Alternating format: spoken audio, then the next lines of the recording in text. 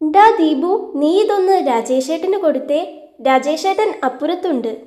അരവിന്ദേട്ടൻ പറഞ്ഞതും ദീപു അരവിന്ദേട്ടന്റെ കയ്യിൽ നിന്നും സിമന്റ് നിറച്ച ചട്ടിയും വാങ്ങി രാജേഷേട്ടന്റെ അടുത്തേക്ക് നടന്നു. രാജേഷേട്ടൻ പണി നടക്കുന്ന വീടിന്റെ പിറകുവശത്താണ്. ആ ചട്ടി അവിടെ വെച്ച് കാലിയായ ചട്ടിയും എടുത്ത് തിരിഞ്ഞു നടക്കാൻ ഒരുങ്ങുമ്പോഴാണ് അപ്പുറത്തെ വീട്ടിൽ നിന്നും വീണ്ടും സംസാരം കേൾക്കുന്നത്. അവനൊന്ന് അവിടേക്ക് നോക്കി. എന്നത്തെയും പോലെ ആ സ്ത്രീയാണ് വഴക്കിടുന്നത്. ഇവിടെ ജോലിക്ക് വന്നിട്ട് ഒരാഴ്ച കഴിഞ്ഞു. വന്ന അന്ന് മുതൽ കേൾക്കുന്നതാണ് ഇത്. അവന്റെ കണ്ണുകൾ അവിടെ ഒന്നാകെ ആരെയോ തിരഞ്ഞു. അപ്പോഴാണ് അവൻ അവളെ കണ്ടത്. മുറ്റത്തെ വാഴയ്ക്ക് ചുവട്ടിലിരുന്ന് പാത്രം തേക്കുന്ന തിരക്കിലാണ് അവൾ. നിർത്താതെ വേഗത്തിൽ തേച്ചുകൊണ്ടിരിക്കുകയാണ്. ദാ ഇതും കൂടി കഴുകിയെടുക്ക്. വെറുതെ പാത്രത്തിനെ തലോടിക്കൊണ്ടിരിക്കാതെ വേഗത്തിൽ കഴുകിയെടുക്കാൻ നോക്ക്. 2-3 വലിയ അലൂമിനിയത്തിന്റെ ചെമ്പുകൾ അവൾക്കടുത്തേക്ക് ഇട്ടുകൊണ്ട് ആ സ്ത്രീ പറഞ്ഞു. ആ പാത്രങ്ങൾ കണ്ടാൽ തന്നെ അറിയാം അതൊന്നും സ്ഥിരമായി ഉപയോഗിക്കുന്നതല്ലെന്ന്. ഇപ്പോൾ തന്നെ ഒത്തിരി പാത്രങ്ങൾ അവൾക്ക് മുൻപിൽ നിരന്നു കിടക്കുന്നുണ്ട്. അതിൻ്റെ കൂടെയാണ് ഇനി വേറെയും. അവളൊന്ന് തല ഉയർത്തി പോലും നോക്കുന്നില്ല. ഒന്നും പറയാതെ അതെല്ലാം കഴുകുന്ന തിരക്കിലാണ്.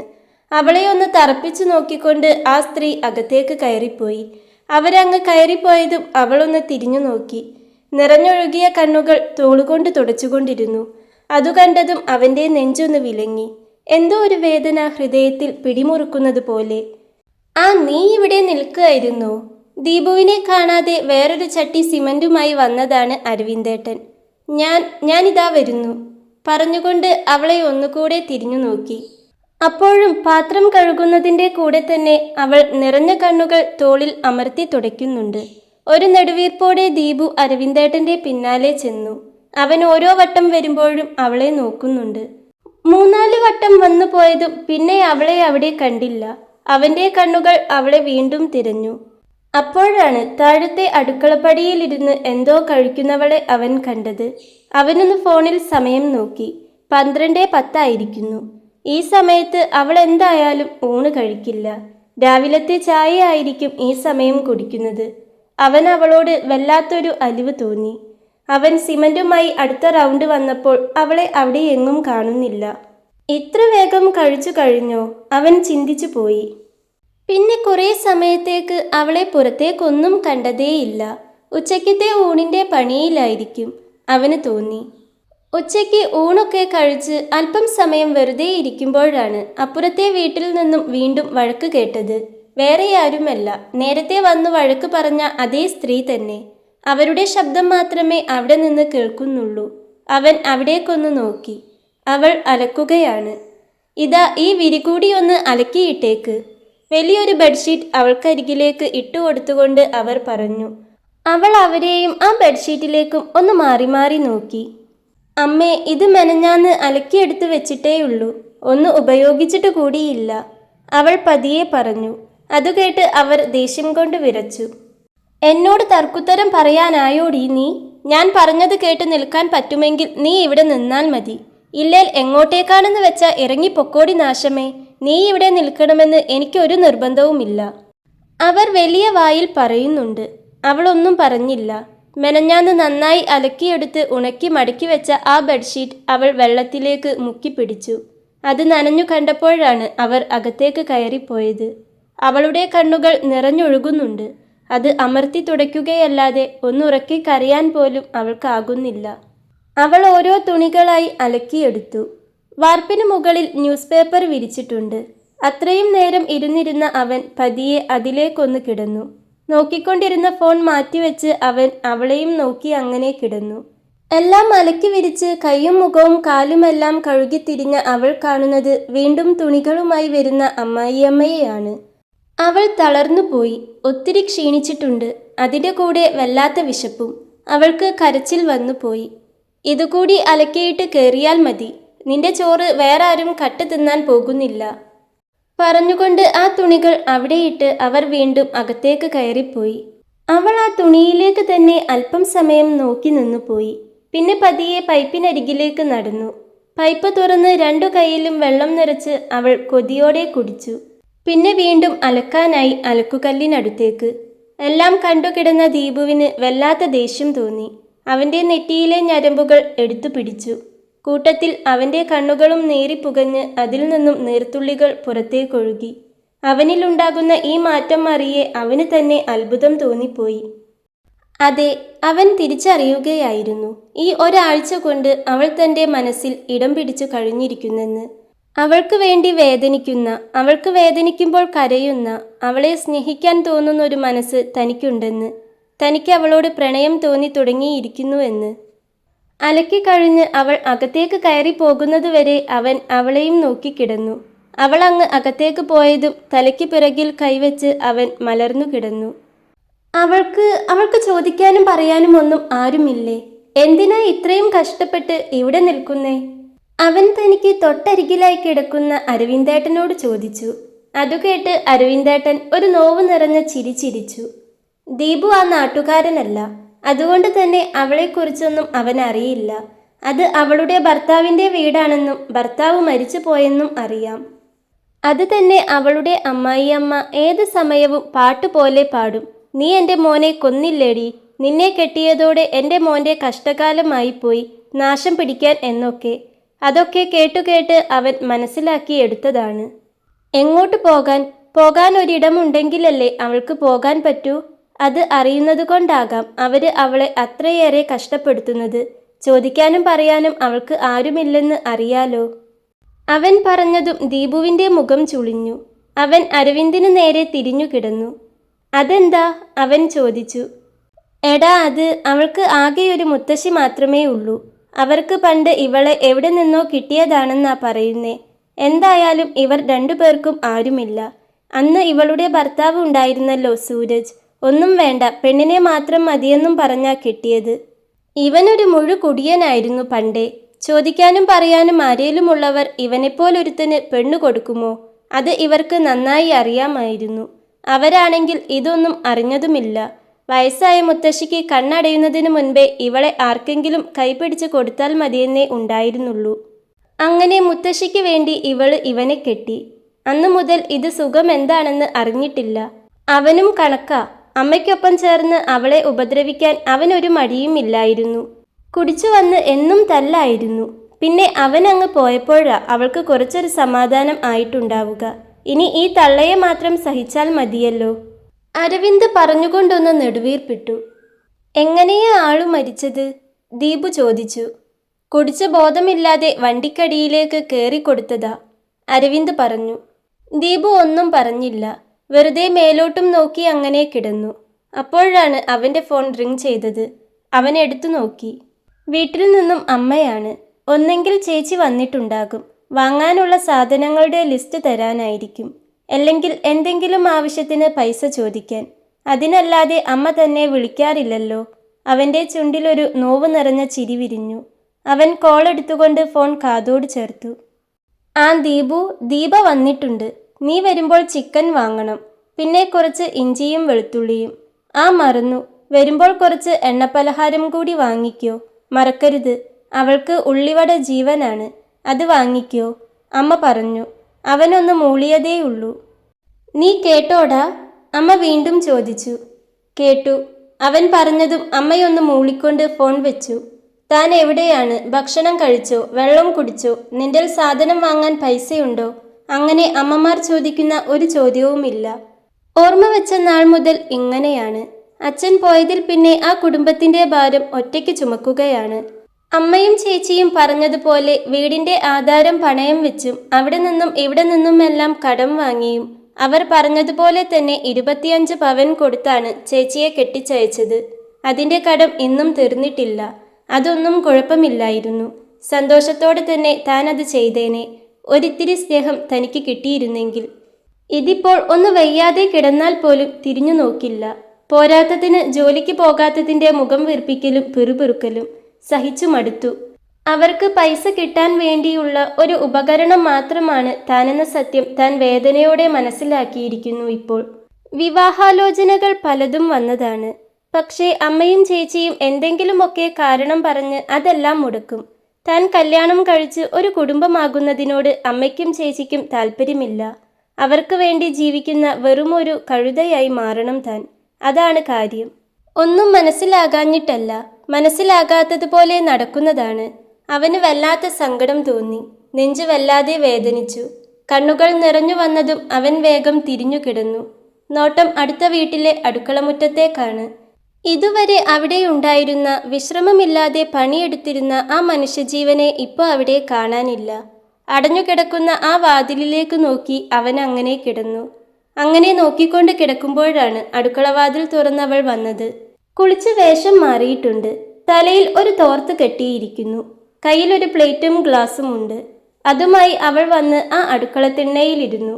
യാതൊരു ചമയങ്ങളുമില്ലാത്തൊരു പെണ്ണ്. ഭക്ഷണം പതിയെ കഴിക്കുന്നുണ്ട്. മുഖത്ത് യാതൊരു ഭാവവുമില്ല. എന്തോ ഒരു നിർവികാരത മാത്രം മുഖത്ത് തളം കെട്ടി നിൽക്കുന്നു. എല്ലാവരുമുള്ള താനും ആരുമില്ലാത്ത അവളും ഒരേപോലെയാണെന്ന് അവന് തോന്നി. സത്യം പറഞ്ഞാൽ രണ്ടു പേർക്കും ആരുമില്ല. കുറച്ചു നേരം കഴിഞ്ഞതും വീണ്ടും പണി തുടങ്ങാനുള്ള സമയം ആയിരുന്നു. അവൻ ഒന്നുകൂടി അവളെ നോക്കിക്കൊണ്ട് എഴുന്നേറ്റ് താഴേക്ക് നടന്നു. ഓ, ഊണും കഴിച്ച് കാറ്റും കൊണ്ടിരിക്കാൻ നീ ആരാടി? ഇവിടുത്തെ രാജകുമാരിയോ? മര്യാദയ്ക്ക് ചെന്ന് ആ വിറക് ചീന്തി വെച്ചേ. അവളുടെ അമ്മായിയമ്മ വീണ്ടും ശബ്ദമെടുത്തു. അവൾ ഒന്നും പറയാതെ ആ വലിയ മഴു എടുത്തുകൊണ്ട് വന്ന് ആ മരക്കഷ്ണങ്ങളെല്ലാം വെട്ടിച്ചെറുതാക്കിക്കൊണ്ടിരുന്നു. ആ മഴു മര്യാദയ്ക്ക് പൊക്കിയെടുക്കാനുള്ള ആരോഗ്യം പോലും അവൾക്കുണ്ടായിരുന്നില്ല. എന്നിട്ടും എങ്ങനെയൊക്കെയോ അവൾ അത് വെട്ടിക്കീറിക്കൊണ്ടിരുന്നു. അതു കണ്ടു നിന്ന ദീപുവിന് അത് സഹിക്കാനായില്ല. എന്തോ വല്ലാത്തൊരു സങ്കടം. അവളുടെ കയ്യിൽ നിന്നും അതെല്ലാം വാങ്ങി ദൂരേക്കെറിഞ്ഞ് അവളെ ഇങ്ങനെ നെഞ്ചോട് ചേർത്ത് പിടിക്കാൻ തോന്നുന്നത് പോലെ, അവളുടെ കണ്ണീര് തുടച്ചു മാറ്റാൻ തോന്നുന്നത് പോലെ. പെട്ടെന്നാണ് വിറക് കീറിക്കൊണ്ടിരുന്ന അവൾ തിരിഞ്ഞത്. നേരെ നോക്കിയത് തന്നെ നോക്കി നിൽക്കുന്ന ദീപുവിൻ്റെ മുഖത്തേക്കാണ്. ഒരു നിമിഷം അവരുടെ കണ്ണുകൾ തമ്മിൽ ഒന്നിടഞ്ഞു. അവൻ്റെ കണ്ണുകളിലെ ഭാവം എന്താണെന്ന് അവൾക്ക് മനസ്സിലായിട്ടില്ല. അറിയാൻ അവൾ ശ്രമിച്ചതുമില്ല. അവൾ വേഗം അവനിൽ നിന്നും നോട്ടം മാറ്റിക്കളഞ്ഞു.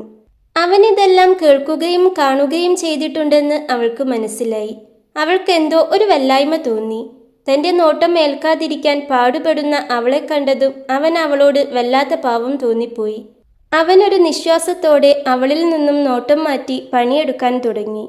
പണി കഴിഞ്ഞ് അവിടെ നിന്നിറങ്ങും നേരം ദീപുവിൻ്റെ നോട്ടം വീണ്ടും ആ വീടിൻ്റെ അടുക്കളപ്പുറത്തേക്കെത്തി. എന്നാൽ അവിടെയെങ്ങും അവൻ അവളെ കണ്ടില്ല. എന്തോ ഒരു വല്ലാത്ത നോവ് അവന് തോന്നി. ഒരു വട്ടം കൂടി അവളെ ഒന്ന് കാണണമെന്ന് അവന് വല്ലാത്തൊരു മോഹം. അവൻ കണ്ണുകൾ കൊണ്ട് അവിടെ ചുറ്റുമൊന്ന് പരതി. എന്നാൽ അവളെ കണ്ടതേയില്ല. അകത്തുനിന്നും ആ സ്ത്രീയുടെ ഉറക്കെയുള്ള സംസാരം കേൾക്കുന്നുണ്ട്. അവരവളെ വഴക്ക് പറയുകയാണ്. അവളുടെ ശബ്ദമൊന്നും കേൾക്കുന്നേയില്ല. അത് അല്ലെങ്കിലും കേൾക്കാറേയില്ലല്ലോ. അവർക്കിത് എന്തിൻ്റെ കേടാണ്? രാവിലെ തുടങ്ങിയ വഴക്കും പണിയെടുപ്പിക്കലുമാണ്. ഇതിനൊരു അവസാനമില്ലേ? ഇനി രാത്രി വരെ ഇത് ഇതുപോലെ തന്നെ തുടരാൻ മതി. അവൾ ഇതെല്ലാം സഹിച്ച് എങ്ങനെ ഇവരുടെ കൂടെ ജീവിക്കുന്നോ ആവോ? അവൻ ചിന്തിച്ചു പോയി. കടയിൽ നിന്നും സാധനങ്ങൾ വാങ്ങി ഇറങ്ങിയില്ല. അപ്പോഴേക്കും അമ്മയുടെ വിളിയെത്തി. അവനൊരു മടുപ്പോടെ കോളെടുത്തു. അമ്മയാണെന്ന് പോലും തോന്നുന്നില്ല. ഒരുമിച്ച് ഒരു വീട്ടിൽ ജീവിക്കുന്ന രണ്ടു മനുഷ്യർ, അത്രയേയുള്ളൂ, അത്രമാത്രം. നീ ഇത് എന്തെടുക്കുക? നേരം എത്രയായി? കോളെടുത്ത് കാതോട് ചേർത്തതും കേൾക്കുന്നത് ഇതാണ്. അവൻ്റെ ചുണ്ടിൽ വീണ്ടും നോവ് നിറഞ്ഞൊരു ചിരി വിരിഞ്ഞു. എത്താനായി, അവൻ പറഞ്ഞു. സാധനങ്ങളൊക്കെ വാങ്ങിയോ? അമ്മ ചോദിച്ചു. അമ്മയ്ക്ക് അതാണ് അറിയേണ്ടത്. വാങ്ങിച്ചു, അവൻ പറഞ്ഞു.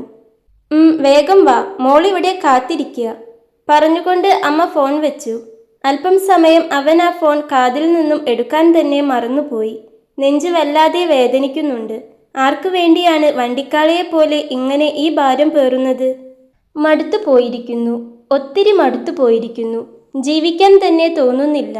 ഒരു അർത്ഥവുമില്ലാതെ ഇങ്ങനെ ജീവിച്ചിട്ട് എന്താണ് കാര്യം? നാശം. എങ്ങനെയെങ്കിലും ഈ നശിച്ച ജീവൻ അങ്ങ് പോയി കിട്ടിയാൽ മതിയായിരുന്നു.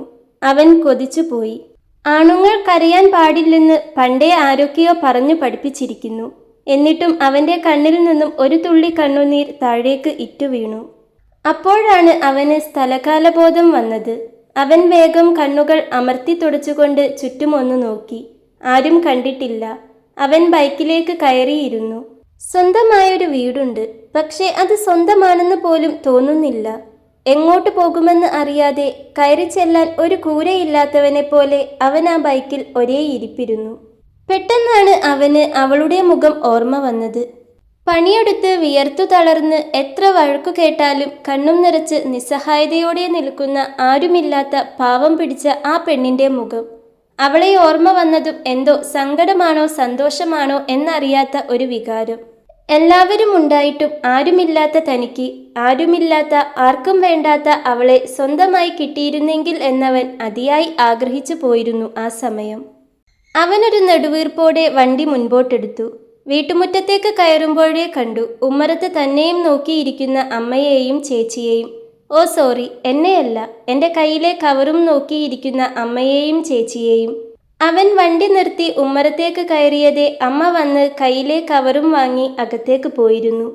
നീ എന്താടാ ഇത്ര നേരം വൈകിയേ? ചേച്ചി ചോദിച്ചു. സ്നേഹം കൊണ്ടല്ല, താൻ വാങ്ങിക്കൊണ്ടുവരുന്ന സാധനങ്ങൾക്കായി കാത്തിരുന്നു മടുത്തിട്ടായിരിക്കും. അല്ലെങ്കിൽ തനിക്കെന്തെങ്കിലും ചുറ്റിക്കളിയുണ്ടോ എന്ന് പേടിച്ചിട്ടുമാകും. താനൊരു പെണ്ണ് കെട്ടിയാൽ ഈ കളിക്കുന്ന കളിയൊന്നും പിന്നെ നടക്കില്ലെന്ന് അവർ കരുതുന്നുണ്ടാകും. പണി കഴിയാൻ നേരം വൈകി. ചേച്ചി എപ്പോൾ വന്നു? ചോദിക്കണ്ടേ എന്നു കരുതി മാത്രം അവൻ ചോദിച്ചു. അല്ലാതെ മനസ്സുകൊണ്ട് യാതൊരു അടുപ്പവും അമ്മയോടും മകളോടും തോന്നുന്നില്ല. ഉച്ചയ്ക്ക് അമ്മ വിളിച്ചപ്പോൾ നിന്നോട് പറഞ്ഞില്ലേ? ചേച്ചി ചോദിച്ചു. അവനൊന്ന് മൂളിയതേയുള്ളൂ. ആ ഒരു മൂളലോടെ തന്നെ അവൻ മുറിയിലേക്ക് നടന്നു. ചേച്ചി നേരെ അടുക്കളയിലേക്കും. മുറിയിൽ തന്നെ അറ്റാച്ച്ഡ് ബാത്റൂം ഉണ്ട്.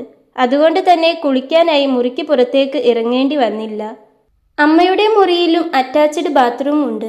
അതുകൊണ്ട് മാത്രമാണ് അവർ അമ്മയും മോളും ഈ മുറി കയ്യേറാത്തത്. വീട് പണിയെടുപ്പിക്കുമ്പോൾ അങ്ങനെ ചെയ്യാൻ തോന്നിയത് അത്രയും ഭാഗ്യം. നല്ല ക്ഷീണമുണ്ട്, മേലാസകലം വേദന. എവിടെയെങ്കിലും ഒന്ന് കിടന്നാൽ മതിയെന്നായിട്ടുണ്ട്. അത്രയും വയ്യാതായിരിക്കുന്നു. എങ്കിലും കുളിച്ചു വന്നതും അവൻ അടുക്കളപ്പുറത്തേക്കിറങ്ങി അലക്കാനുള്ളത് അലക്കിയിട്ട് മുറിയിലേക്ക് വന്നു. മുറിയിലെത്തിയതും കട്ടിലിലേക്ക് ഒരു കിടത്തമായിരുന്നു. പഠിക്കാൻ മിടുക്കനായിരുന്നു, അതിലേറെ ഇഷ്ടമായിരുന്നു. എന്നാൽ അച്ഛൻ്റെ മരണശേഷം എല്ലാം തകിടം മറിഞ്ഞു. ജോലിയുടെ കൂടെ തന്നെ പഠിത്തം കുറച്ചു കാലം മുൻപോട്ട് കൊണ്ടുപോയിരുന്നു. എന്നാൽ ചേച്ചിയുടെ കല്യാണത്തിൻ്റെ കടവും വീട് പണിയെടുപ്പിച്ചതിൻ്റെ കടവും മുൻപിൽ വന്നു നിന്ന് നന്നായി അങ്ങ് ഇളിച്ചു കാണിച്ചതും പഠിത്തത്തിൻ്റെ കാര്യത്തിൽ ചുവപ്പുവര വീണു. അല്ലെങ്കിലും തന്നേക്കാൾ വലിയ കടം തലയ്ക്ക് മുകളിൽ വന്നു നിൽക്കുമ്പോൾ എങ്ങനെ പഠിക്കാനാണ്? ഇത്രത്തോളം കടമൊന്നും വരില്ലായിരുന്നു. സ്വന്തം നില മറന്ന് അമ്മയും ചേച്ചിയും കല്യാണത്തിന് പൊടി പൊടിച്ചതാണ്. അല്ലെങ്കിലും അവർക്കെന്ത് ചിന്തിക്കാനാണ്? എല്ലാ ഭാരവും പേറാൻ താൻ എന്ന ഒരു വണ്ടിക്കാള ഇവിടെയുണ്ടല്ലോ. എന്തൊക്കെയോ ആലോചിച്ചു കിടന്നതേ അവന് ഓർമ്മയുള്ളൂ. അവൻ ഉറക്കത്തിലേക്ക് വഴുതി വീണിരുന്നു. ഒത്തിരി നേരം കഴിഞ്ഞിരുന്നു. പിന്നീട് അവൻ കണ്ണു തുറക്കുമ്പോൾ ഫോണെടുത്ത് നോക്കുമ്പോൾ സമയം രാത്രി 9 മണി കഴിഞ്ഞിരിക്കുന്നു. വൈകുന്നേരത്തെ ചായക്കുടിയൊക്കെ കഴിഞ്ഞിട്ടുണ്ടാകും. അവര് അമ്മയും മകളും ഒരുമിച്ചിരുന്ന് ചായ കുടിച്ചിട്ടുമുണ്ടാകും. താൻ മാത്രമാണല്ലോ ഇവിടെ അന്യനൊരുത്തൻ. സങ്കടമുണ്ടായിട്ടും അവൻ്റെ ചുണ്ടിലൊരു ചിരിയാണ് വിരിഞ്ഞത്. നോവ് നിറഞ്ഞൊരു ചിരി. നിന്നെ ഇവിടെ ആർക്കും വേണ്ട, നീ ഇവിടുത്തെ ആരുമല്ല, അവൻ്റെ മനസ്സ് അവനോട് പറഞ്ഞു. അവൻ കൈയും മുഖവുമൊക്കെ കഴുകി ഹാളിലേക്ക് വരുമ്പോൾ അമ്മയും ചേച്ചിയും ഇരുന്ന് അത്താഴം കഴിക്കുകയാണ്. കഴിച്ചു കഴിഞ്ഞ് എഴുന്നേൽക്കാൻ ആയിട്ടുണ്ട്. നിന്നെ നോക്കിയപ്പോൾ നീ നല്ല ഉറക്കം, അതാ വിളിക്കാതിരുന്നത്, ചേച്ചി പറഞ്ഞു. അവനൊന്ന് ചേച്ചിയെ നോക്കി ചിരിച്ചെന്ന് വരുത്തി. നീ പണിസ്ഥലത്ത് നിന്ന് ചായ കുടിച്ചിട്ടല്ലേ വരുന്നേ? അമ്മ ഇരുന്നിടത്തു നിന്നും തന്നെ പറഞ്ഞു. അവൻ നേരെ അടുക്കളയിലേക്ക് നടന്നു. പ്ലേറ്റിൽ കുറച്ച് ചോറും കറിയും വിളമ്പി. ആർക്കോ വേണ്ടി എന്നതുപോലെ ഇത്തിരി കറിയും ഒരു ചിക്കൻ പൊരിച്ചതും പാത്രത്തിലുണ്ട്. അവൻ വെറുതെ ഫ്രിഡ്ജ് ഒന്ന് തുറന്നു നോക്കി. നാളത്തേക്കുള്ളത് കരുതി വെച്ചതാവും. എല്ലാം ഫ്രിഡ്ജിനകത്ത് കയറ്റി വെച്ചിട്ടുണ്ട്. അവന് പ്രത്യേകിച്ചൊന്നും തോന്നിയില്ല. ഇതെല്ലാം ശീലമായിരിക്കുന്നു. ആ ബാക്കി വെച്ച ചിക്കൻ പോലും എടുത്ത് കഴിക്കണമെന്ന് തോന്നിയില്ല. പിന്നെ ആലോചിച്ചപ്പോൾ തോന്നി, താൻ എന്തിന് കഴിക്കാതെ ഇരിക്കണം? താൻ കഷ്ടപ്പെട്ട് പണിയെടുത്ത തൻ്റെ പൈസയ്ക്ക് താൻ വാങ്ങിക്കൊണ്ട് വന്നതാണ്. അവൻ ചോറിൻ്റെ പ്ലേറ്റും കുടിക്കാനുള്ള വെള്ളത്തിൻ്റെ ഗ്ലാസും എടുത്ത് അവൻ ആ അടുക്കളപ്പടിയിലേക്കിരുന്നു. അല്ലെങ്കിൽ താൻ അത്താഴം കഴിക്കുമ്പോഴേക്കും അമ്മ അത്താഴം കഴിച്ച് കിടന്നു കാണും. അതുകൊണ്ട് ടിവിയിൽ എന്തെങ്കിലും കണ്ടുകൊണ്ടാണ് അത്താഴം കഴിക്കുന്നത്. പക്ഷേ ചേച്ചിയുള്ളപ്പോൾ അങ്ങനെയല്ല. അവൻ ഇവിടെ അടുക്കളപ്പുറത്തിരുന്ന് കഴിക്കും. സ്വന്തം അമ്മയും ചേച്ചിയുമാണെന്ന് പറഞ്ഞിട്ട് ഒരു കാര്യവുമില്ല. എന്തോ അവർക്കിടയിലേക്ക് കടന്നു ചെല്ലാൻ തോന്നാറില്ല. അവരുടെ കൂടെ നിൽക്കുമ്പോൾ വല്ലാത്തൊരു വീർപ്പുമുട്ടലാണ്. അവൻ ചോറും കഴിച്ച് പാത്രവും കഴുകി വെച്ച് മുറിയിലേക്ക് വരുമ്പോഴും അവർ എഴുന്നേറ്റിട്ടില്ല. അവൻ മുറിയിലേക്ക് വന്നു. വാതിൽ വെറുതെ ചാരി വെച്ചതേയുള്ളൂ. തോളിന് നല്ല വേദനയുണ്ട്. മെഡിക്കൽ ഷോപ്പിൽ നിന്നും പറഞ്ഞു വാങ്ങിയ മൂവ് ഓയിൻമെൻറ്റ് കൈയെത്തിച്ച് പുറത്താകെയൊന്ന് തേച്ചു. പിന്നെ കട്ടിലിലേക്ക് കിടന്നു. കണ്ണടയ്ക്കുന്നതിന് മുൻപ് അവളുടെ മുഖം അവനെ തേടിയെത്തി. ഇപ്പോൾ ഓർക്കാനും ചിന്തിച്ചിരിക്കാനും ഒരാളെ കിട്ടിയതുപോലെ. എത്രയും വേഗം നേരം വെളുക്കണം. രാവിലെ അവളെ കാണണം. അതാണിപ്പോൾ മനസ്സ് നിറയെ. തൻ്റെ ഉള്ളിലെ ഇഷ്ടം അവളോട് പറഞ്ഞാലോ? അവളെ ആ നരകത്തിൽ നിന്നും രക്ഷിച്ചാലോ? ഇവിടെ വലിയ സ്വർഗമൊന്നും ആയിരിക്കില്ല. കാരണം ഇതുപോലെയൊരു അമ്മയും ചേച്ചിയുമാണല്ലോ ഇവിടെയുള്ളത്. എങ്കിലും പട്ടിണിക്കിടാതെ മേല് നോവാതെ സ്നേഹം കൊടുത്ത് താൻ അവളെ നോക്കുമല്ലോ. പക്ഷേ താൻ വിളിച്ചാൽ അവൾ വരുമോ? അതിനു മാത്രം എന്തു ബന്ധമാണ് തങ്ങൾക്കിടയിലുള്ളത്? അവളോട് എന്തെങ്കിലും ചോദിച്ച് മെല്ലെ സംസാരിച്ചു തുടങ്ങിയാലോ? എന്തൊക്കെയോ ചിന്തകൾക്കൊടുവിൽ പതിയെ അവൻ ഉറക്കത്തിലേക്ക് വീഴുമ്പോഴും അവൻ്റെ ഉള്ളിൽ അവളുടെ മുഖമായിരുന്നു. രാവിലെ അവൻ എഴുന്നേറ്റ് വരുമ്പോൾ അമ്മയും ചേച്ചിയും ഒന്നും എഴുന്നേറ്റിട്ടില്ല. കുളിച്ചു മാറ്റി പുറത്തേക്കിറങ്ങുമ്പോഴാണ് അമ്മ എഴുന്നേറ്റ് വരുന്നത്. ജോലിയുള്ള ദിവസങ്ങളിൽ രാവിലത്തെയും ഉച്ചക്കത്തെയും ഭക്ഷണം പുറത്തു നിന്നാണ്. രാത്രിയിലെ ഭക്ഷണം മാത്രമേ വീട്ടിൽ നിന്ന് കഴിക്കാറുള്ളൂ. അവൻ പണിസ്ഥലത്ത് ചെന്നാൽ മാറ്റാനുള്ള ഡ്രസ്സിട്ട കവറുമെടുത്ത് ഉമ്മറത്തേക്ക് വന്നതും പിറകിൽ നിന്നും അമ്മയുടെ വിളിയെത്തി. എടാ, മീനിനുള്ള പൈസ തന്നേച്ചും പോ, അമ്മ പറഞ്ഞു. അവനൊന്ന് തിരിഞ്ഞു നോക്കി. അല്ലെങ്കിൽ സ്ഥിരമായി വരുന്ന അബൂക്കയുടെ കയ്യിൽ നിന്നുമാണ് മീൻ വാങ്ങാറ്. ആഴ്ചയിൽ ഒരു ദിവസം മൊത്തമായി കൊടുക്കുകയാണ് പതിവ്. ഇന്നിതെന്തു പറ്റി? അവൻ ചിന്തിച്ചു. അബൂക്ക വരില്ലേ? അവൻ ചോദിച്ചു. അബൂക്കയുടെ കയ്യിൽ നല്ല കഷ്ണമീനൊന്നും ഉണ്ടാവില്ലടാ. ദീപമോള് ഉള്ളതല്ലേ, എന്തേലും കഷ്ണമീൻ വാങ്ങിയിട്ട് വരാം, അമ്മ പറഞ്ഞതും അവനൊരു നിശ്വാസത്തോടെ പോക്കറ്റിൽ നിന്നും ഒരു 100 രൂപയുടെ നോട്ടെടുത്തു നീട്ടി. 100 കൊണ്ട് എന്താവാനാ, നീ ഒരു 200 ഇങ്ങ് തന്നേ, അമ്മ പറഞ്ഞതും അവനൊന്നും പറയാതെ ആ 100 രൂപ പോക്കറ്റിലേക്ക് തന്നെ ഇട്ട് 200 രൂപയുടെ നോട്ടെടുത്തു കൊടുത്തു. വേറെ ചില്ലറയില്ല. പിന്നെയുള്ളത് 500 ആണ്. അത് കൊടുത്താൽ ശരിയാകില്ല. പൈസ കിട്ടിയതും അമ്മ അകത്തേക്ക് നടന്നു. അവനൊരു നെടുവീർപ്പോടെ വണ്ടിയെടുത്ത് പുറത്തേക്കും. അമ്മയോടും ചേച്ചിയോടും ഒന്നും പറയാൻ പറ്റില്ല. പറഞ്ഞാൽ പിന്നെ ചെവിക്ക് സ്വൈര്യമുണ്ടാകില്ല. ഇതുപോലെ ഉണ്ടായപ്പോൾ ഒരു പ്രാവശ്യം ചോദിച്ചതാണ്. അന്ന് ഉണ്ടായ ഒരു പുകില്. അമ്മയ്ക്കും ചേച്ചിക്കും തിന്നാൻ കൊടുക്കുന്നതിൻ്റെ കണക്ക് പറയുകയാണെന്നും പറഞ്ഞ് നെഞ്ചത്തടിയും കരച്ചിലും ബഹളവും. അതൊന്നും ഓർക്കാൻ പോലും ഇഷ്ടമല്ല. ഈ കുടുംബത്ത് വന്ന് ജനിച്ചു പോയല്ലോ, ഇനി സഹിക്കുക തന്നെ. അല്ലാതെ ഇനി എന്ത് ചെയ്യാനാണ്? ഇപ്പോൾ ഇന്നലെ വാങ്ങിയ 1 കിലോ ചിക്കൻ തന്നെ ബാക്കി ഫ്രിഡ്ജിൽ ഇരിപ്പുണ്ട്. അതുമല്ല, അബൂക്കയുടെ അടുത്ത് നല്ല മീനൊക്കെ ഉണ്ടാകും. ഇനി കല്യാണം കഴിച്ചു പോയ പെൺകുട്ടിക്ക് വെച്ചുണ്ടാക്കി കൊടുക്കാനുള്ള കൊതി കൊണ്ടാണെങ്കിൽ ആയിക്കോട്ടെ. പക്ഷേ അതെന്തുകൊണ്ട് കുടുംബത്തിനു വേണ്ടി കഷ്ടപ്പെടുന്ന ആൺകുട്ടിയോടില്ല? പൈസയുടെ വിലയറിയില്ല, അത്ര തന്നെ.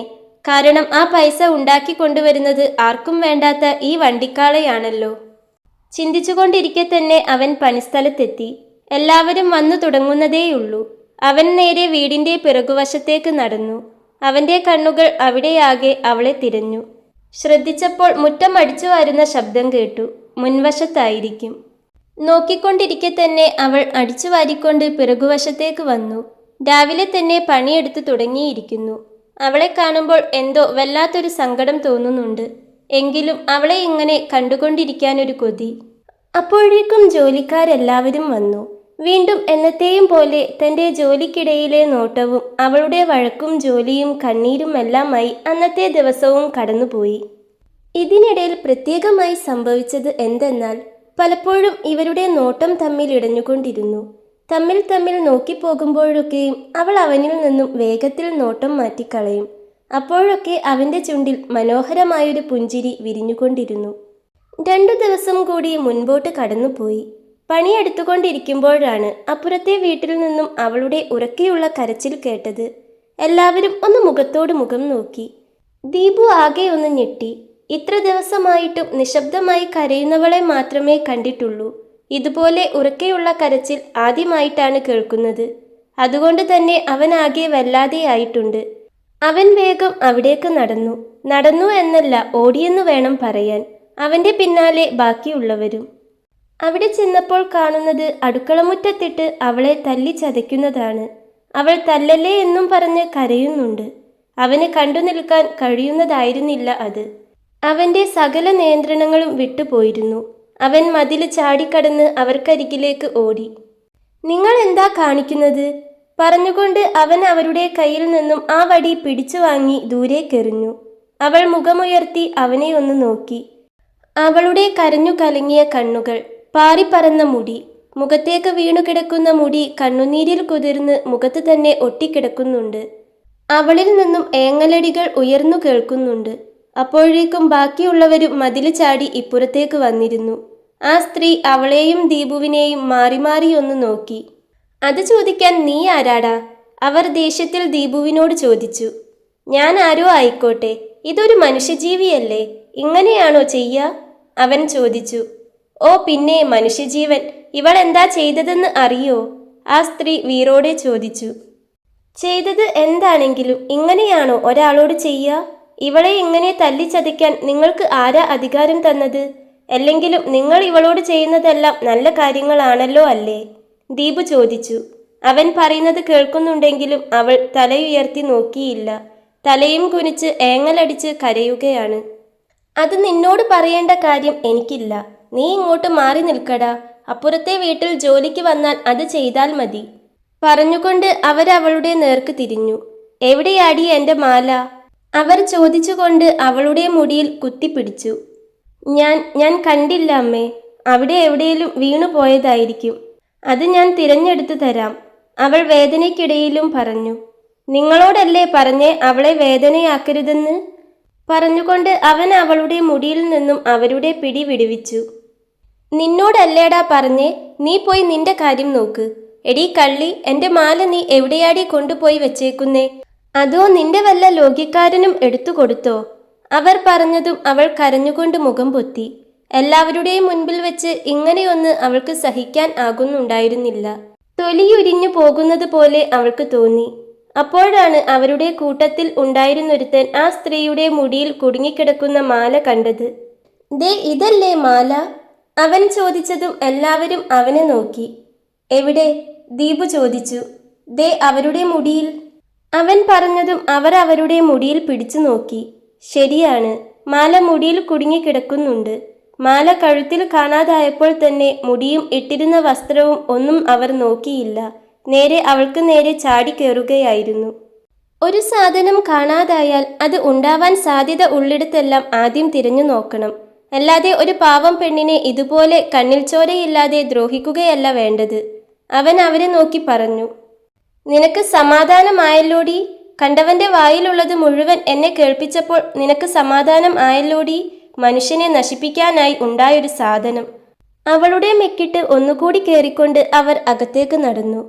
മാല കിട്ടിയ ആശ്വാസത്തിൽ അവൾ ചുമരിലേക്ക് ചാരിയിരുന്നു പോയി.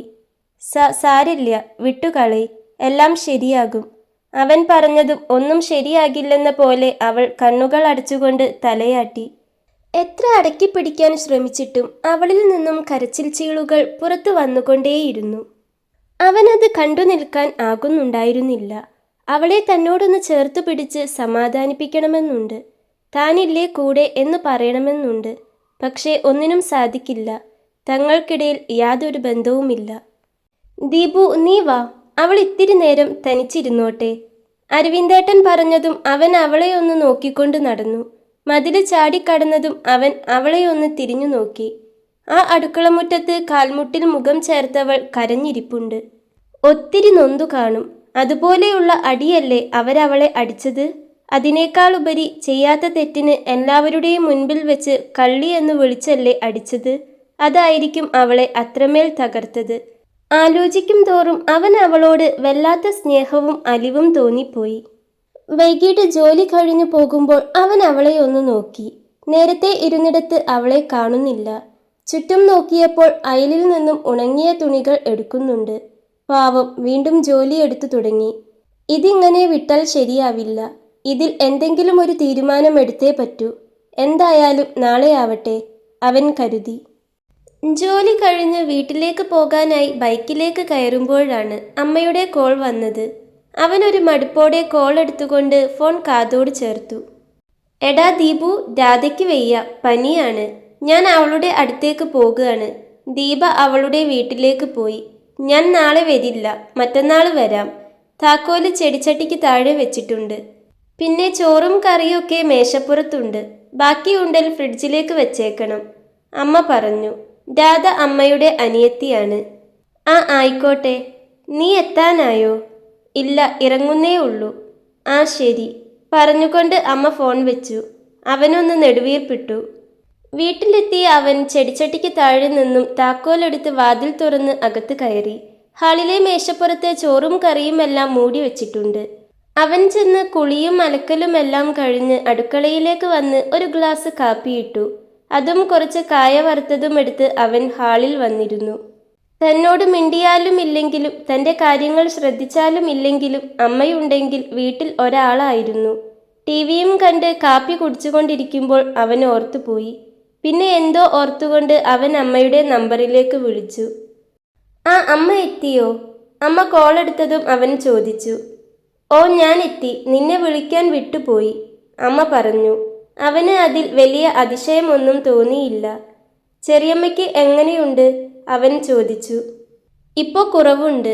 അവളിതേ ഇപ്പോൾ ചൂടുവെള്ളം വെച്ച് മേലു കഴുകാൻ പോയിട്ടേ ഉള്ളൂ. അവൾ വന്നിട്ട് ഞാൻ പറയാം നീ ചോദിച്ചെന്ന്, അമ്മ പറഞ്ഞതും അവനൊന്ന് മൂളി. പിന്നെ വാതിലടയ്ക്കാൻ മറന്നു പോകരുത്, അവനെ ഒന്നുകൂടി ഓർമ്മിപ്പിച്ചുകൊണ്ട് അമ്മ ഫോൺ വെച്ചു. എടാ, നീ എത്താനായില്ലേ? അരവിന്ദ് വിളിച്ചു ചോദിച്ചപ്പോഴാണ് അവൻ ടിവിക്ക് മുൻപിൽ നിന്നും എഴുന്നേറ്റത്. അത്ര നേരം തുറന്നു വെച്ച ടിവിക്ക് മുൻപിൽ വെറുതെ ഇരുന്നെന്നേയുള്ളൂ. മനസ്സ് ഇവിടെയൊന്നുമല്ല. ഇന്ന് നടന്ന സംഭവത്തിൽ തന്നെ കുടുങ്ങിക്കിടക്കുകയായിരുന്നു അവൻ്റെ മനസ്സ്.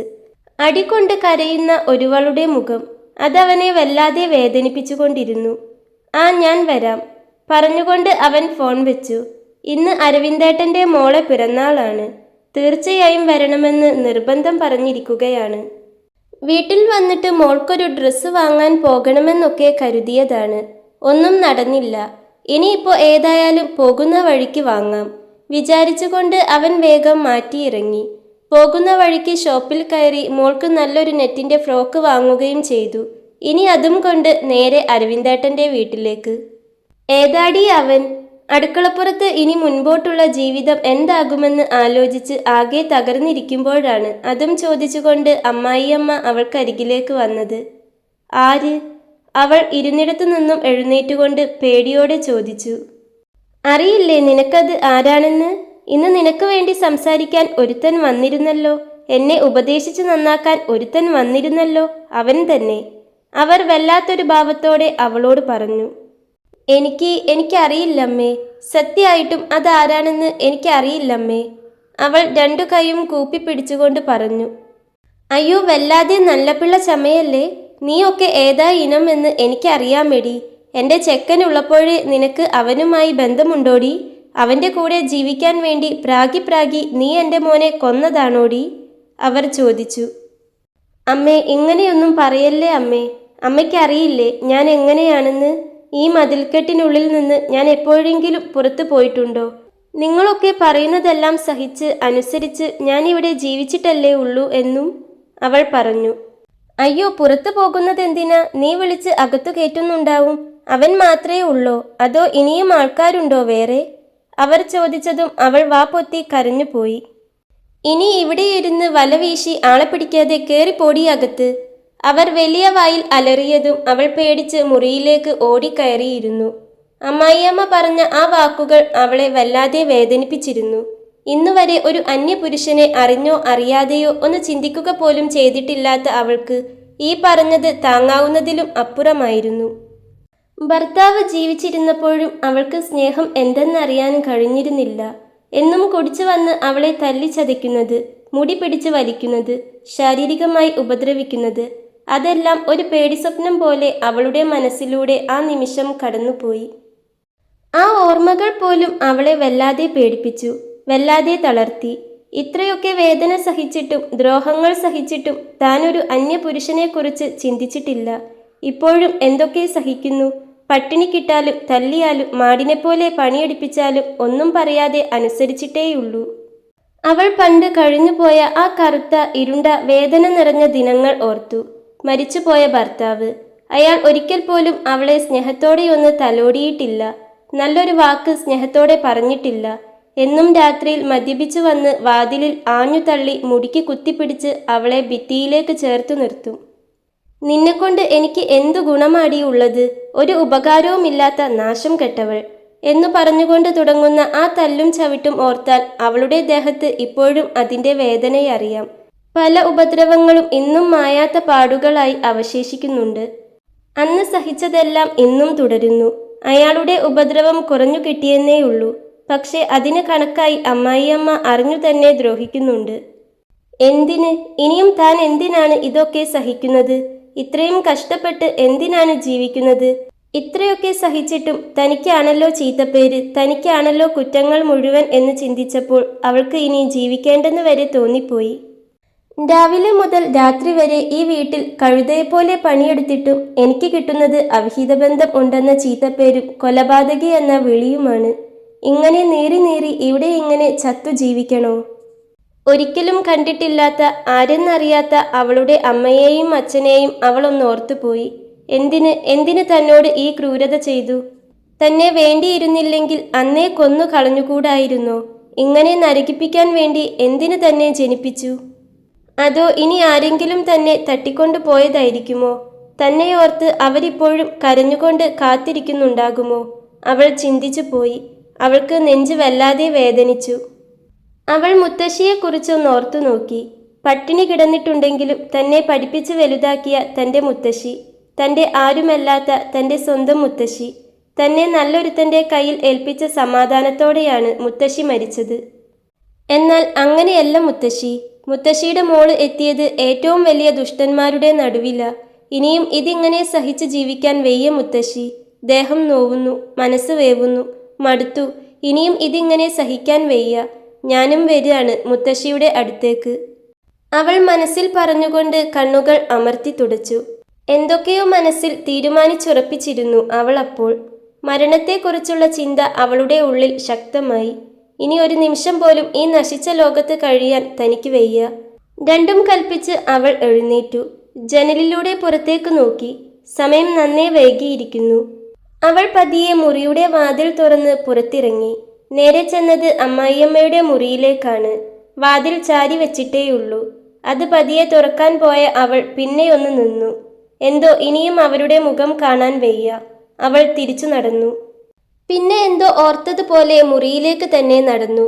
തൻ്റെ സർട്ടിഫിക്കറ്റ്സ് മാത്രം എടുത്തു കയ്യിൽ പിടിച്ചു. അത് തൻ്റെ മുത്തശ്ശിയുടെ വിയർപ്പാണ്. താൻ പോകുമ്പോൾ അതും തൻ്റെ കൂടെ പോരട്ടെ എന്നവൾ കരുതി. അടുക്കള വശത്തെ വാതിൽ തുറന്ന് അവൾ പതിയെ പുറത്തേക്കിറങ്ങി.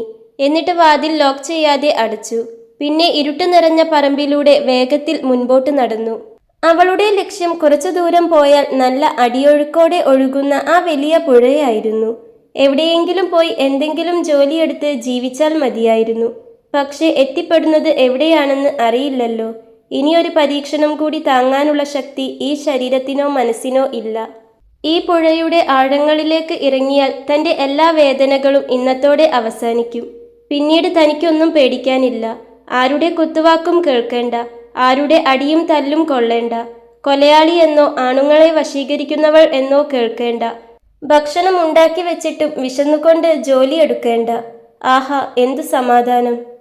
ആലോചിക്കുമ്പോൾ തന്നെ അവൾക്ക് വല്ലാത്തൊരു സന്തോഷവും സമാധാനവും തോന്നി. അപമാനത്തിൻ്റെ ഭാരമില്ലാതെ ഇനിയെന്നും സമാധാനത്തോടെ ഉറങ്ങാം. ഓരോ ചുവടും മുൻപോട്ട് വെക്കുമ്പോൾ അവളുടെ കാതുകളിൽ അമ്മായിയമ്മയുടെ ശകാരവും ഭർത്താവിൻ്റെ അട്ടഹാസവും മുഴങ്ങിക്കൊണ്ടിരുന്നു. പുഴയുടെ ഇരമ്പൽ കേട്ടു തുടങ്ങിയതും അവൾ അവിടേക്ക് വേഗത്തിൽ ഓടി. പുഴക്കരയിലെത്തിയതും അവളൊന്ന് നിന്നു. അവിടത്തെ തണുത്ത കാറ്റിൽ അവളുടെ മുടിയഴകൾ പാറിപ്പറക്കുന്നുണ്ടായിരുന്നു. ചുറ്റും ഇരുട്ടാണ്. എങ്കിലും നേർത്തൊരു നിലാവുണ്ട്. ആ ഇരുട്ടിൽ പുഴയുടെ ഒഴുക്കിന് വല്ലാത്തൊരു ഭീകരത അവൾക്ക് തോന്നി. എന്തോ ഒന്ന് പേടിപ്പെടുത്തുന്നത് പോലെ. അവൾ ആ പുഴയുടെ വക്കിൽ തളർന്നു നിന്നു. ശരിക്കും പറഞ്ഞാൽ അവൾക്ക് മരിക്കാൻ പേടിയുണ്ട്. എല്ലാ മനുഷ്യരെയും പോലെ ജീവിക്കാനും സ്നേഹിക്കാനും സ്നേഹിക്കപ്പെടാനും അവൾക്കും കൊതിയുണ്ടായിരുന്നു. പക്ഷേ താൻ എത്ര പരിശ്രമിച്ചാലും വിധി തന്നെ ചവിട്ടി മെതിക്കുകയേ ഉള്ളൂ എന്ന തിരിച്ചറിവ് അവൾക്കിപ്പോൾ വന്നിരിക്കുന്നു. അത് അവളുടെ ജീവിതാനുഭവത്തിൽ നിന്നും തന്നെ അവൾ പഠിച്ചെടുത്തതാണ്. അത് അവളെ തളർത്തിക്കളഞ്ഞു. നീ എന്തിനാ ഇങ്ങനെ പേടിക്കുന്നേ? ആർക്കും വേണ്ടാതെ അടിയും തല്ലും മാത്രം കൊള്ളാൻ നീ എന്തിനാ ഇങ്ങനെ ജീവിക്കുന്നത്? നീ മരിച്ചാൽ നിന്റെ അമ്മായിയമ്മയ്ക്ക് സമാധാനമാകും. അവർക്ക് മാത്രമല്ല, നിനക്കും. അവൾ അവളോട് തന്നെ പറഞ്ഞുകൊണ്ടിരുന്നു. ആലോചിക്കും തോറും ഓർമ്മകൾ മുനയുള്ള കൂർത്ത കല്ലുകൾ പോലെ അവളുടെ ഹൃദയത്തെ മുറിപ്പെടുത്തിക്കൊണ്ടിരുന്നു. അതേ സമയമാണ് ദീപു അരവിന്ദേട്ടന്റെ മോളെ പിറന്നാളാഘോഷം കഴിഞ്ഞ് മടങ്ങിയത്. പെട്ടെന്നൊരു വളവ് തിരിഞ്ഞപ്പോഴാണ് ഒരു പെൺകുട്ടി പുഴയോരത്തേക്കുള്ള ഇടവഴിയിലൂടെ പോകുന്നത് കണ്ടത്. അത് തന്റെ തോന്നലാകുമെന്ന് കരുതി മുൻപോട്ട് പോകാൻ പോയ അവൻ വണ്ടി ഒന്ന് നിർത്തി. പിന്നെ ഒന്ന് തിരിഞ്ഞു നോക്കി. എന്തോ മുൻപോട്ട് പോകരുതെന്നും പുഴയോരത്തേക്ക് പോയി നോക്കണമെന്നും അവന്റെ മനസ്സ് പറഞ്ഞു. അവൻ വണ്ടി പിറകോട്ടെടുത്തു. റോഡ് അവസാനിക്കുന്നിടത്ത് വണ്ടി നിർത്തി അവൻ മുൻപോട്ട് നടന്നു. എങ്കിലും ഈ രാത്രി അത് ആരായിരിക്കും? എന്തിനായിരിക്കും ഈ സമയത്ത് പുഴയോരത്തേക്ക് പോകുന്നത്? അങ്ങനെ ചിന്തിക്കുമ്പോൾ തന്നെ അവന്റെ ഉള്ളിലൊരു വെള്ളിടി വെട്ടി. അരുതാത്തതെന്തോ നടക്കാൻ പോകുന്നത് പോലെ. അവൻ വേഗത്തിൽ അവിടേക്ക് നടന്നു. മുൻപോട്ട് ചെന്നതും നിലാവിൽ ആ രൂപം തെളിഞ്ഞു വന്നപ്പോൾ അവന്റെ നെഞ്ചൊന്ന് പിടഞ്ഞു. അത് അവളായിരുന്നു. താൻ കണ്ണിലും നെഞ്ചിലും നിറച്ചുകൊണ്ട് നടന്ന് തന്റെ സ്വന്തമാക്കാൻ ആഗ്രഹിക്കുന്നവൾ, തന്റെ പ്രിയപ്പെട്ടവൾ. അവൾ പുഴയുടെ ആഴങ്ങളിലേക്ക് ചാടാൻ ഒരുങ്ങി നിൽക്കുകയാണ്. അവൾ ചാടാനൊരുങ്ങിയ നിമിഷം തന്നെ ഒട്ടും ആലോചിക്കാതെ അവൻ ഓടിച്ചെന്ന് അവളുടെ കൈത്തണ്ടയിൽ മുറുക്കി പിടിച്ചുകൊണ്ട് പിന്നിലേക്ക് വലിച്ചിരുന്നു. നീ എന്താ ഈ കാണിക്കുന്നേ? അവൻ ചോദിച്ചു. അവന്റെ ശബ്ദത്തിൽ വല്ലാത്തൊരു വിറയലുണ്ടായിരുന്നു. കാരണം അവൻ അത്രമേൽ ഞെട്ടി നിൽക്കുകയാണ്. ഇങ്ങനെയൊന്ന് അവനൊട്ടും പ്രതീക്ഷിച്ചിരുന്നില്ല. പെട്ടെന്ന് അവളെ പിന്നിലേക്കൊരാൾ പിടിച്ചു വലിച്ചുകൊണ്ടത് ചോദിച്ചതും അവളൊന്ന് ഞെട്ടിപ്പോയിരുന്നു. അവൾ തന്റെ കയ്യിൽ പിടിച്ചിരുന്ന ആളിലേക്കൊന്ന് നോക്കി. അത് ദീപുവാണെന്ന് കണ്ടതും അവൾക്ക് സങ്കടത്തെക്കാളേറെ ദേഷ്യമാണ് വന്നത്. എന്നെ വിട്, എനിക്ക് മരിക്കണം. എനിക്കിനി ജീവിക്കേണ്ട. എന്നെ എന്തിനാ തടയുന്നത്? എനിക്ക് മരിക്കണം. പറഞ്ഞുകൊണ്ട് അവൾ അവന്റെ കയ്യിൽ നിന്നും കുതറി മാറി പുഴയിലേക്ക് ചാടാൻ ശ്രമിച്ചു. ഒരു ഭ്രാന്തി എന്ന പോലെ അവൾ പുഴയിലേക്ക് കുതിച്ചു. അവളുടെ ഉള്ളിലെ വേദനയും സങ്കടവും ആ നിമിഷം ഒരു വാശിയായി മാറിയിരുന്നു. ദീപു എത്ര തടയാൻ നോക്കിയിട്ടും അവൾ നിയന്ത്രണം വിട്ട് പുഴയുടെ വക്കിലേക്ക് തന്നെ പോയിക്കൊണ്ടിരുന്നു. ഒടുവിൽ അവളെ അടക്കി നിർത്താൻ മറ്റൊരു വഴിയുമില്ലാതെ അവൻ അവളുടെ മുഖം നോക്കി ഒന്ന് കൊടുത്തു. ആ ഒരു അടിയിൽ അവളുടെ ലോകം മുഴുവൻ ഒരു നിമിഷം നിശ്ചലമായി. കവിളിൽ കൈവച്ച് ഞെട്ടലോടെ അവൾ അവനെ തന്നെ ഒന്ന് നോക്കി. ആ അടിയുടെ ആഘാതത്തിലും മനസ്സിലെ സങ്കടം താങ്ങാനാവാതെയും അവൾ നിലത്തേക്ക് തളർന്നിരുന്നു. എന്തിനാ എന്നെ അടിച്ചത്? ഞാനൊന്ന് ചത്തോട്ടെ. എനിക്ക് മടുത്തു. എനിക്കിനി ജീവിക്കേണ്ട. പ്ലീസ്, ഞാനൊന്ന് ചത്തോട്ടെ. അങ്ങനെയെങ്കിലും ഒരിത്തിരി കനിവ് എന്നോട് കാണിക്ക്. അവൾ നിലത്തിരുന്ന് പൊട്ടിക്കരഞ്ഞുകൊണ്ട് പറഞ്ഞു.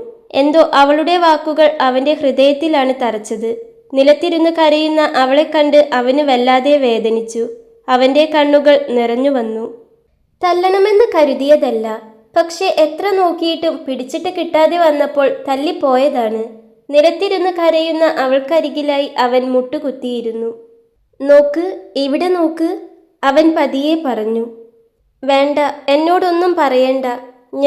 ഞാനിനി അവിടേക്ക് പോകില്ല. ചത്താലും ഞാൻ അവിടേക്ക് പോകില്ല. നിങ്ങൾ എന്നെ കണ്ടിട്ടില്ലെന്ന് കരുതിയാൽ മതി. നിങ്ങൾ പൊയ്ക്കോ. അവൻ പറയാൻ വന്നതിനെ തടഞ്ഞുകൊണ്ട് അവൾ പറഞ്ഞു. എന്നിട്ടോ? അവൻ ചോദിച്ചു. കരഞ്ഞുകൊണ്ട് തന്നെ അവൾ അവനെ തലയുയർത്തി നോക്കി. ഞാൻ ഇവിടെ നിന്ന് പോയിട്ടോ? അവൻ വീണ്ടും ചോദിച്ചുകൊണ്ട് അവൾക്കരികിലായി ഇരുന്നു. അവളൊന്നും പറഞ്ഞില്ല. അവൾ പുഴയിലേക്കൊന്ന് നോക്കി. അവളുടെ ആ നോട്ടത്തിൽ തന്നെയുണ്ടായിരുന്നു അവൻ ചോദിച്ചതിനുള്ള ഉത്തരം. നമ്മുടെ ജീവൻ ഇല്ലാതാക്കാൻ നമുക്കൊരു അവകാശവുമില്ല. കാരണം ഇത് നമ്മുടേതല്ല, നമ്മളെ സൃഷ്ടിച്ചവൻ്റേതാണ്. അവനിങ്ങ് പോന്നോ എന്ന് പറയുമ്പോൾ നമ്മൾ പോലും അറിയാതെ ഈ ജീവൻ അങ്ങ് പൊയ്ക്കോളും. പിന്നെ നീ ആർക്കു വേണ്ടിയാ നിന്റെ ജീവൻ ഇല്ലാതാക്കാൻ നോക്കുന്നത്? നിന്നെ ചീത്ത പറയുന്നവർക്ക് വേണ്ടിയോ? നിന്നെ ദ്രോഹിക്കുന്നവർക്ക് വേണ്ടിയോ? അവർക്ക് വേണ്ടി നീ എന്തിനാ മരിക്കുന്നേ? നിനക്ക് വേണ്ടി നിനക്ക് ജീവിച്ചൂടെ? അവൻ പറഞ്ഞുകൊണ്ട് അവളെ ഒന്ന് നോക്കി. അവൾ ഇപ്പോഴും പുഴയിലേക്ക് നോക്കി തന്നെയാണ് ഇരിക്കുന്നത്. കണ്ണുകൾ നിറഞ്ഞൊഴുകുന്നുണ്ട്. താൻ ഈ പറഞ്ഞതൊന്നും അവൾ ഉള്ളിലേക്ക് എടുത്തിട്ടില്ലെന്ന് സാരം. അവനൊന്ന് അവളെ നോക്കിക്കൊണ്ട് നെടുവീർപ്പിട്ടു. നീ എന്തിനാ മരിക്കുന്നേ? നിന്റെ വേദന കാണാൻ ഇഷ്ടമില്ലാത്ത, നിന്നെ സ്നേഹിക്കുന്ന ഒരാളെങ്കിലും ഉണ്ടെന്ന് നീ എന്താ മനസ്സിലാക്കാത്തത്? അവൻ അത് ചോദിച്ചപ്പോൾ മാത്രം അവളൊന്ന് ഞെട്ടിക്കൊണ്ട് അവനെ തിരിഞ്ഞു നോക്കി. തൻ്റെ വേദന കാണാൻ ഇഷ്ടമില്ലാത്ത, തന്നെ സ്നേഹിക്കുന്ന ഒരാൾ. അങ്ങനെ ഒരാൾ ഈ ഭൂമിയിലുണ്ടോ? അവൾ ചിന്തിച്ചു പോയി. അവൾ സംശയത്തോടെ അവൻ്റെ മുഖത്തേക്ക് തന്നെ ഒന്ന് നോക്കി. ദീപു അവളുടെ മുഖത്തേക്ക് തന്നെ നോക്കി ഒന്നും മിണ്ടാതെ അല്പനേരം ഇരുന്നു. ആ പുഴയുടെ ഇരമ്പലിനേക്കാൾ വലിയൊരു കടൽ തൻ്റെ ഉള്ളിലും ഇരമ്പുന്നുണ്ടെന്ന് അവന് തോന്നി. കഴിഞ്ഞ 2 ആഴ്ചയോളം അവളെ ദൂരെ നിന്ന് നോക്കുമ്പോൾ തോന്നിയ ആ വേദന അവളോട് തോന്നിയ പ്രണയം തന്നെയാണെന്ന് അവന് ഉറപ്പായി. അവൻ അവളുടെ വിറയ്ക്കുന്ന കൈകളിൽ പതിയെ പിടിച്ചു. ഒരു ഞെട്ടലോടെ അവൾ അവനെ നോക്കി. എടോ ഞാൻ... അവൻ്റെ ശബ്ദം ഇടറുന്നുണ്ടായിരുന്നു. നിനക്ക് ആരുമില്ലെന്ന് ഇനി താൻ കരുതരുത്. ഈ ലോകം മുഴുവൻ നിന്നെ തള്ളിപ്പറഞ്ഞാലും, ആർക്കും വേണ്ടാത്തവളാണ് നീയെന്ന് പറഞ്ഞാലും എനിക്ക് നിന്നെ വേണം. ആർക്ക് വേണ്ടെങ്കിലും ഈ ദീപുവിന് നിന്നെ വേണം. അവൻ പറഞ്ഞതു കേട്ട് വിശ്വസിക്കാനാവാതെ അവൾ കണ്ണു തള്ളി അവനെ നോക്കി നിന്നു. ശ്വാസം പോലും നിലച്ചു പോകുന്ന അവസ്ഥ. താൻ സ്വപ്നം കാണുകയാണോ എന്ന് അവൾ സംശയിച്ചു. എനിക്ക് തന്നെ ഇഷ്ടാണ്, ഒത്തിരി. ഇപ്പോൾ പെട്ടെന്ന് തോന്നിയതല്ല. അവിടെ പണിക്ക് വന്ന അന്നു മുതൽ ഞാൻ ശ്രദ്ധിക്കുന്നുണ്ട് തന്നെ. എപ്പോഴോ എനിക്ക് തന്നോട് വല്ലാത്തൊരു ഇഷ്ടം തോന്നിപ്പോയി. ഇന്ന് അങ്ങനെയൊക്കെ നടന്നതിൽ പിന്നെ എനിക്കൊട്ടും സമാധാനമില്ലായിരുന്നു. നാളെ അവിടെ വന്നിട്ട് എൻ്റെ ഇഷ്ടം തന്നോട് പറയണമെന്നും അവിടെ നിന്നും തന്നെ എൻ്റെ ജീവിതത്തിലേക്ക് കൂട്ടിക്കൊണ്ടു വരണമെന്നും വിചാരിച്ചതാ. പക്ഷേ അപ്പോഴേക്കും ഞാനൊന്ന് വരാൻ നേരം വൈകിയിരുന്നെങ്കിൽ, തന്നെ കണ്ടില്ലായിരുന്നെങ്കിൽ, താൻ ഇല്ലാത്തൊരു അവസ്ഥ. എനിക്കത് ചിന്തിക്കാൻ പോലും പറ്റുന്നില്ല. ഒത്തിരി കാലത്തെ പ്രണയമൊന്നുമല്ലെങ്കിലും ഉള്ളത് സത്യമാണ്. പറഞ്ഞുകൊണ്ട് അവൻ നിറഞ്ഞ കണ്ണുകൾ അമർത്തി തുടച്ചുകൊണ്ട് ആകാശത്തേക്ക് നോക്കി. അവൾക്ക് വല്ലാത്ത അതിശയം തോന്നി. തനിക്ക് വേണ്ടി ഒരാൾ കരയുന്നു. അവൾക്ക് കരച്ചിൽ വന്നുപോയി. അരവിന്ദേട്ടൻ്റെ മോളെ പിറന്നാളായിന്ന്. അതിന് വന്നു പോവുകയായിരുന്നു ഞാൻ എങ്ങാനും വരാതെയിരുന്നെങ്കിൽ, തന്നെ കാണാതെയിരുന്നെങ്കിൽ, നാളെ ഞാൻ തന്നോടിത് പറയാൻ വേണ്ടി വരുമ്പോൾ ഞാൻ കേൾക്കുന്നത്... അവൻ വീണ്ടും കണ്ണുകൾ അമർത്തി തുടച്ചു. സഹതാപമാണോ? അവൾ പതിയെ ചോദിച്ചു. അവൻ അവളെ തന്നെ ഒന്ന് നോക്കി. അല്ല, സ്നേഹം, ഇഷ്ടം. എനിക്ക് എൻ്റേതെന്ന് പറഞ്ഞ് സ്നേഹിക്കാൻ തന്നെ വേണമെന്ന് തോന്നി. താനില്ലാതെ ജീവിക്കാൻ പറ്റില്ലെന്ന് തോന്നി. അവളുടെ കണ്ണുകളിൽ നോക്കി അവൻ പറഞ്ഞതും അവളുടെ കണ്ണുകളൊന്ന് പിടച്ചുപോയി. പെട്ടെന്ന് കേൾക്കുമ്പോൾ തനിക്ക് പ്രയാസം തോന്നും. എങ്കിലും പതിയെ ശരിയായിക്കോളും. നമുക്ക് ജീവിക്കാം. വന്നൂടെ എൻ്റെ കൂടെ? അവൻ അവളുടെ കണ്ണുകളിലേക്ക് നോക്കി വീണ്ടും ചോദിച്ചു. ഈ ലോകത്ത് തനിക്കായി ഇങ്ങനെ ഒരു വാക്ക് പറയാൻ ഒരാളുണ്ടാകുമെന്ന് അവൾ ഒരിക്കലും കരുതിയതല്ല. പെട്ടെന്ന് ഇങ്ങനെയൊക്കെ കേൾക്കുമ്പോൾ, അതും മരണത്തിൻ്റെ വക്കിൽ നിന്നും പിടിച്ചു മാറ്റിക്കൊണ്ട് പറയുന്നത് കേൾക്കുമ്പോൾ അവൾക്ക് എന്താണ് പറയേണ്ടതെന്ന് അറിയുന്നുണ്ടായിരുന്നില്ല. വന്നൂടെ എൻ്റെ കൂടെ? അവൻ വീണ്ടും ചോദിച്ചു. അത് എനിക്ക്... എന്തു പറയണമെന്നറിയാതെ അവൾ വാക്കുകൾക്കായി പരതി. ഏതായാലും താൻ മരിക്കാൻ തീരുമാനിച്ചതല്ലേ? അതിനു മുൻപ് അവസാനമായി എനിക്കും കൂടെ ഒരവസരം താ. നിന്നെ സ്നേഹിക്കാൻ ഞാനല്ലാതെ എൻ്റെ വീട്ടിൽ വേറെ ആരും ഉണ്ടാകില്ല. വീട്ടിൽ അമ്മയും ഞാനും മാത്രമേ ഉള്ളൂ. പക്ഷേ ഇടയ്ക്കിടയ്ക്ക് ചേച്ചി വരും. 2 പേർക്കും ഞാൻ വിവാഹം കഴിക്കുന്നതിനോടോ കുടുംബമായി ജീവിക്കുന്നതിനോടോ താല്പര്യമില്ല. അവർക്ക് എൻ്റെ പൈസ മാത്രമേ വേണ്ടൂ. കുടുംബത്തിന് വേണ്ടി ഭാരം പേറുന്നൊരു വണ്ടിക്കാള മാത്രമാണ് അവർക്ക് ഞാൻ. അതുകൊണ്ട് അവരെന്തെങ്കിലുമൊക്കെ പറഞ്ഞെന്ന് വരും. സ്വന്തം മോനോട് സ്നേഹമില്ലെങ്കിൽ പിന്നെ മരുമോളോട് സ്നേഹമുണ്ടാകോ? ഇല്ല, ഒരിക്കലുമില്ല. പക്ഷേ ഒരു ഉറപ്പ് ഞാൻ തരാം. ഞാൻ മരിക്കുന്നത് വരെ നിന്നെ പട്ടിണിക്കിടാതെ 3 നേരം ഭക്ഷണം ഞാൻ തരും. എൻ്റെ ഉള്ളിലെ സ്നേഹവും ഇഷ്ടവും മൊത്തം തരും. നിന്നെ കണ്ടതിന് ശേഷമാണ് എനിക്കും ജീവിക്കണമെന്ന് തോന്നിയത്. പ്ലീസ് എൻ്റെ കൂടെ വരാവോ? എനിക്ക് അത്രയും ഇഷ്ടമുള്ളോണ്ടല്ലേ? അവൻ പറഞ്ഞുകൊണ്ട് അവസാനം അവളോട് കെഞ്ചുന്നത് പോലെ ചോദിച്ചു. ഇതല്ലേ താൻ ആഗ്രഹിച്ചത്? ഇതല്ലേ താൻ കൊതിച്ചത്? ഈ അവസാന നിമിഷം ദൈവം തനിക്ക് നേരെ ഇത് വെച്ചു നീട്ടുമ്പോൾ വേണ്ടെന്ന് പറയുന്നത് എങ്ങനെയാണ്? അവൾ ഒന്നും പറയാതെ അവനെ തന്നെ ഒന്ന് നോക്കി. തൻ്റെ ഈ മൗനം ഞാൻ സമ്മതമായി എടുക്കുക. താൻ വാ. അവൾ ഒന്നും പറയുന്നില്ലെന്ന് കണ്ട് അവൻ അവളുടെ മറുപടിക്കായി കാത്തു നിൽക്കാതെ അവളുടെ കയ്യിൽ പിടിച്ചെഴുന്നേൽപ്പിച്ചു. ഇത് നിന്റെയാണോ? തൊട്ടരികിലായി വീണുകിടക്കുന്ന ഫയൽ എടുത്തുകൊണ്ട് അവൻ ചോദിച്ചതും അവൾ അതേ എന്ന് തലയാട്ടി. വാ പറഞ്ഞുകൊണ്ട് അവൻ അവളെയും കൂട്ടി മുൻപോട്ട് നടന്നു. അപ്പോഴും അവൻ അവളുടെ കയ്യിലെ പിടി വിട്ടിരുന്നില്ല.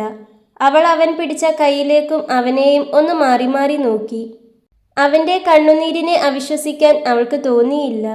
ഇന്ന് തന്നെ അടിച്ചപ്പോൾ അവൻ വന്നു പിടിച്ചു വച്ചതും അവരോട് തർക്കിച്ചതുമെല്ലാം അവൾ ഓർത്തു. തന്നോടുള്ള ഇഷ്ടം കൊണ്ടായിരിക്കണം അവൻ അങ്ങനെ പ്രതികരിച്ചത്. ആലോചിക്കുമ്പോൾ അവളുടെ ഹൃദയത്തിൽ ഒരു തണുപ്പ് നിറഞ്ഞു.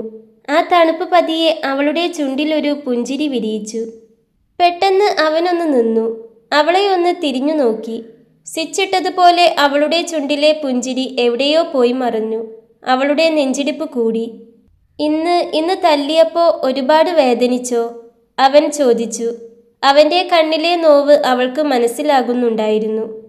ഇത്ര നേരം ഉണ്ടായിരുന്നു, ഇപ്പോ ഇല്ല, അവൾ പതിയെ പറഞ്ഞു. പറയുമ്പോൾ അവളുടെ ചുണ്ടിലൊരു പുഞ്ചിരി മിന്നി മറഞ്ഞതായി അവന് തോന്നി.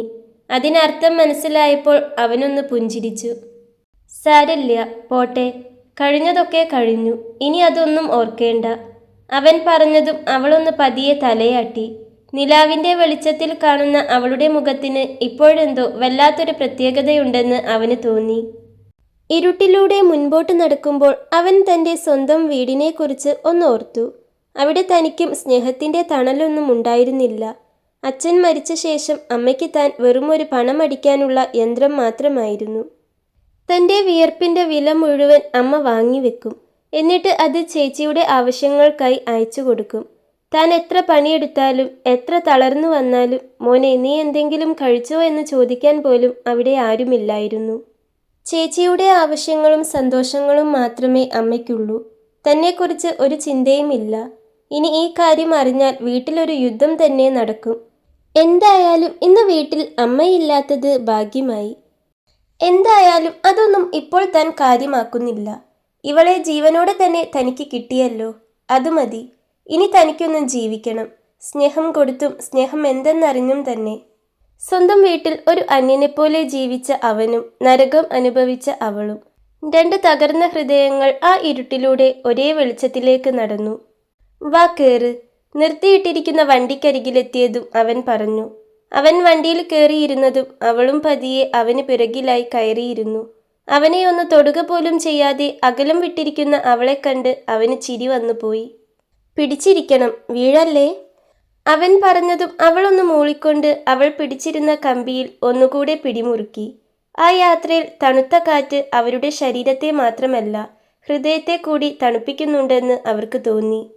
ഇരുട്ടിൽ മുങ്ങിക്കിടക്കുന്ന വീടിന് മുൻപിൽ ചെന്ന് വണ്ടി നിർത്തിയതും അവളൊരു സംശയത്തോടെ അവനെ ഒന്ന് നോക്കി. അമ്മ ഇവിടെയില്ല, ചെറിയമ്മയ്ക്ക് പനിയായിട്ട് ഇന്ന് വൈകുന്നേരം പോയതാ, താൻ ഇറങ്ങ്, അവൻ പറഞ്ഞതും അവൾ വണ്ടിയിൽ നിന്നിറങ്ങി. അവൾക്ക് പിന്നാലെ അവനും. അവൻ ഫോണിൽ ടോർച്ച് ഓൺ ചെയ്ത് ചെന്ന് ഉമ്മറത്തെ ലൈറ്റിട്ടു. നിലവിളക്കും ആരതിയും ആളും ആരവവും ഒന്നുമില്ല. സാരില്ല, താൻ വലതുകാല് വെച്ച് കയറിക്കോ, അവൻ പറഞ്ഞതും അവൾ അവനെ ഒന്ന് നോക്കിയ ശേഷം തലയാട്ടിക്കൊണ്ട് വലതുകാല് വെച്ച് തന്നെ ആ വീടിൻ്റെ പടി ചവിട്ടിക്കയറി. അവന് വല്ലാത്ത സന്തോഷം തോന്നി. അവൾക്ക് പിറകെ അവനും ചുണ്ടിൽ മനോഹരമായൊരു ചിരിയോടെ അകത്തേക്ക് കയറി.